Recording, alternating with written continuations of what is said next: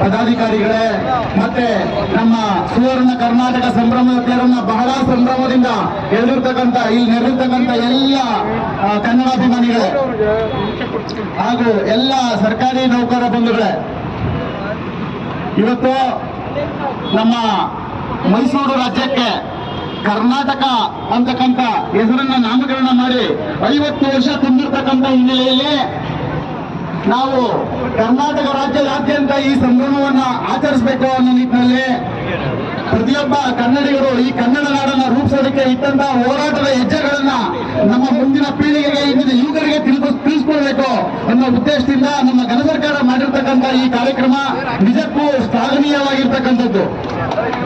ಸ್ನೇಹಿತರೆ, ಕನ್ನಡ ಅಂದ್ರೆ ಕೇವಲ ಒಂದು ಭಾಷೆ ಅಲ್ಲ, ಕೇವಲ ವರ್ಣಮಾಲೆ ಅಲ್ಲ, ಅದು ನಮ್ಮ ಕನ್ನಡ ನೆಲ, ಜಲ, ಸಾಹಿತ್ಯ, ಸಂಸ್ಕೃತಿ, ಸಂಗೀತ, ವಾಸ್ತುಶಿಲ್ಪ ಎಲ್ಲವನ್ನ ಒಳಗೊಂಡಿರ್ತಕ್ಕಂಥ ಒಂದು ಸಮಷ್ಟಿ ಜೀವನ. ಈ ಸಮಷ್ಟಿ ಜೀವನ 10 ಹಲವು ಪ್ರಾಂತ್ಯಗಳಲ್ಲಿ ಒಂದು ಕಾಲದಲ್ಲಿ ಹರಿದು ಹಂಚೋಗಿತ್ತು.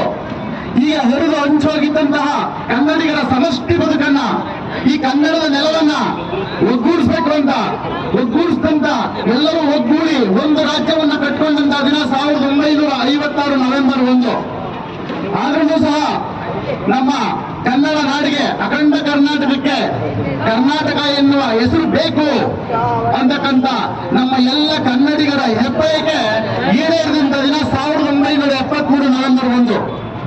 ನಮ್ಮ ಕನ್ನಡದ ನೆಲ, ಜಲ, ಸಾಹಿತ್ಯ, ಸಂಸ್ಕೃತಿಗೆ ಹೋರಾಟ ಮಾಡಿದಂತ ಹಲವಾರು ಹೋರಾಟಗಾರರು, ಮಹನೀಯರು, ಸಾಧಕರು, ಸಂಘಟನೆಗಳು, ಈ ಎಲ್ಲರ ಚಿಂತನೆಗಳನ್ನ, ಈ ಎಲ್ಲರ ಅಭಿಲಾಷೆಗಳನ್ನ ನಾವು ಇವತ್ತು ಈ ಸಂದರ್ಭದಲ್ಲಿ ಅವರ ಚಿಂತನೆಗಳನ್ನ ಮೆಲುಕಾಕೋದ್ರ ಮೂಲಕ ಈ ಸಮಕಾಲೀನ ಸಂದರ್ಭದಲ್ಲಿ ನಾವು ಹೇಗೆ ಕನ್ನಡ ನಾಡನ್ನ ಕಟ್ಟಬೇಕು, ನಮ್ಮ ಕನ್ನಡ ಭಾಷೆಯನ್ನ ಬೆಳೆಸಬೇಕು ಅನ್ನೋದ್ರ ಬಗ್ಗೆ ವಿಚಾರ ಮಾಡಬೇಕಾಗಿದೆ.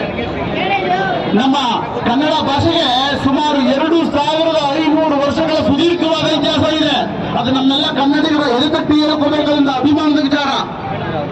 ಅಶೋಕನ ಬ್ರಹ್ಮಗಿರಿ ಶಾಸನದಲ್ಲಿ ಇಶಿಲ ಅಂತಕ್ಕಂಥ ಒಂದು ಪದ ಬರುತ್ತೆ. DL ನರಸಿಂಹಾಚಾರ್ಯರು ಅದನ್ನ ಅಚ್ಚ ಕನ್ನಡದ ಪದ ಅಂತ ಹೇಳ್ತಾರೆ. ಅಂದ್ರೆ ಕ್ರಿಸ್ತಪೂರ್ವ 3ನೇ ಶತಮಾನದಲ್ಲೇ ಕನ್ನಡ ಭಾಷೆ ಪದಗಳು ಬಳಕೆಯಲ್ಲಿತ್ತು.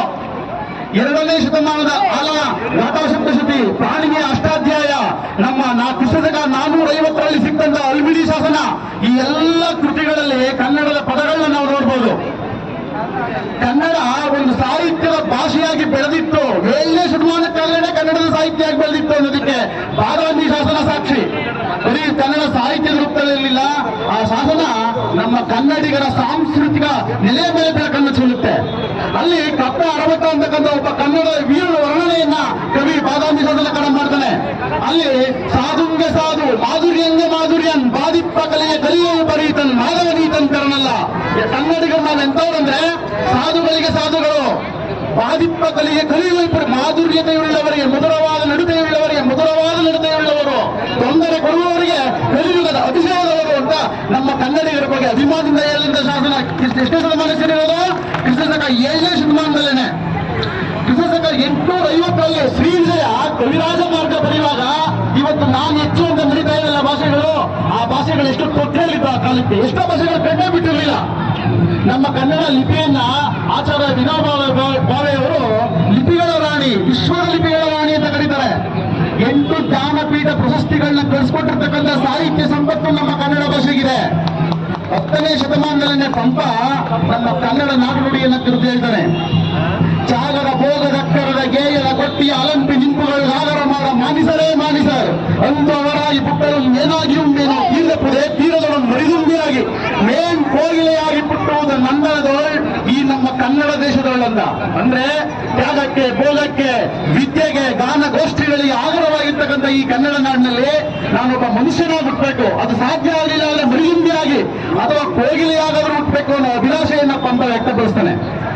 ನಮ್ಮ ನಿತ್ಯೋತ್ಸವದ ಕವಿ KS ನಿಸಾರಮಾದ್ರೆ ಹೇಳಿದ್ರು, ಕನ್ನಡ ಅಂದ್ರೆ ಬರಿನೆಲ ಅಲ್ಲ, ಕನ್ನಡವೆಂದರೆ ಬರಿನೆಲವೇ, ಇಲ್ಲಿ ಅದಕ್ಕೆ ಅರ್ಥ ಜಲವೆಂದರೆ ಕೇವಲ ತೀರ್ಥ, ಅದು ಪಾವನ ತೀರ್ಥ ಅಂತ. ಕೆಲವೆಂದರೆ ಕೇವಲ ನೀರಲ್ಲ, ಅದು ಪಾವನ ತೀರ್ಥ ಅಂತ ಹೇಳಿದ್ರು. ನಮ್ಮ ಕನ್ನಡ ನಾಡನ್ನ ಹಲವಾರು ರಾಜಮನೆತನಗಳು ಬಹಳ ವೈಭವದ ಸಾಮ್ರಾಜ್ಯವನ್ನು ಕಟ್ಟಿ ಆಳ್ವಿಕೆ ಮಾಡಿವೆ.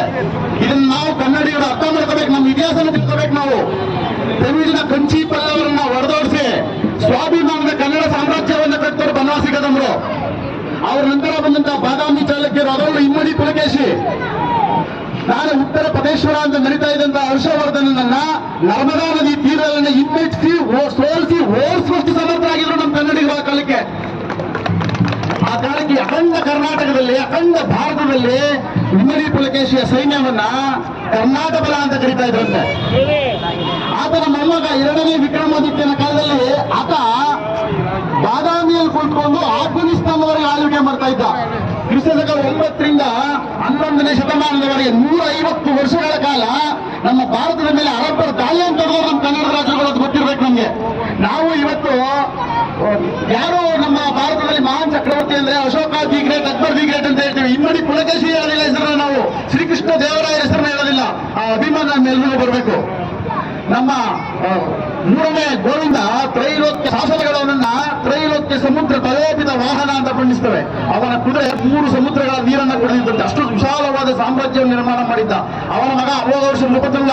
ಅವನ ಕಾಲದಲ್ಲಿ ನಮ್ಮ ಕನ್ನಡ ನಾಡು ಕಾವೇರಿಯಿಂದ ಗೋದಾವರಿ ನದಿಯವರೆಗೂ ವ್ಯಾಪಿಸಿತ್ತು. ಅದು ಹೇಳ್ದೆ ನಾನು ಶ್ರೀ ವಿಜಯ ಕಾವೇರಿಯಿಂದ ಗೋದಾವರಿ ವರಮಿರ್ತನಾಡದ ಕನ್ನಡದಲ್ಲಿ ಭಾವಿಸಿದ ಜನಪದ ಮಸುದಾವಲಿಯ ವಿಲಿನ ವಿಷದ ವಿಶೇಷಂ ಅಂತ ಅಷ್ಟು ವಿಸ್ತಾರವಾದಂತಹ ಭೌಗೋಳಿಕ ವ್ಯಾಪ್ತಿಯನ್ನು ಪಡ್ಕೊಂಡಿದ್ದಂತಹ ನಮ್ಮ ಕನ್ನಡ ನಾಡು ಹಲವಾರು ರಾಜಕೀಯ ಸ್ಥಿತ್ಯಂತರಗಳಿಗೆ ಸಿಲುಕಿ ಬಹಳ ಕಿರಿದಾಗ್ತಾ ಬಂತು.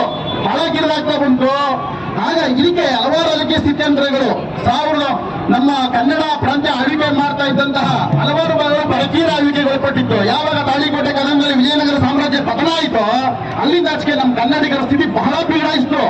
ನಮ್ಮ ಕನ್ನಡ ನೆಲದಲ್ಲೇ ನಮ್ಮ ಕನ್ನಡಿಗರು ತಪ್ಪಲಿಗಳ ನಿಂತ್ಕೋಬೇಕು.